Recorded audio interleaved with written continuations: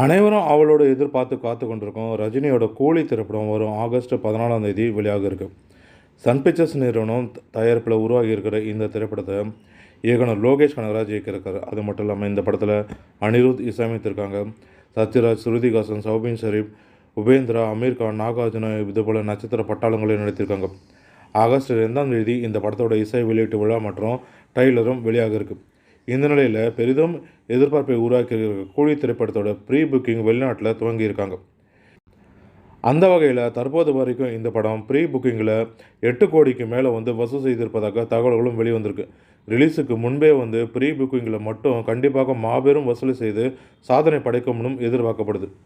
வெளிநாட்டில் மட்டுமே இந்த ப்ரீ புக்கிங் ஓப்பன் பண்ணியிருக்காங்க. இந்தியாவிலுமே இந்த ப்ரீ புக்கிங் ஓப்பன் பண்ணியிருந்தாங்கன்னா அதுலேயுமே எவ்வளோ வசூல் ஆகும்ன்றது நம்ம பார்க்கலாம். மொத்தத்தில் ப்ரீ புக்கிங்கில் இந்த படம் பெரும் வசூல் செய்து சாதனை படைக்கும்னே அனைவராலும் எதிர்பார்க்கப்படுது. மேலும் தமிழ் சினிமா தொடர்பான இது போன்ற சுவாரஸ்யமான தகவல்களுக்கு தமிழ் சினிமா யூடியூப் சேனலை பார்க்கவும். நன்றி, வணக்கம்.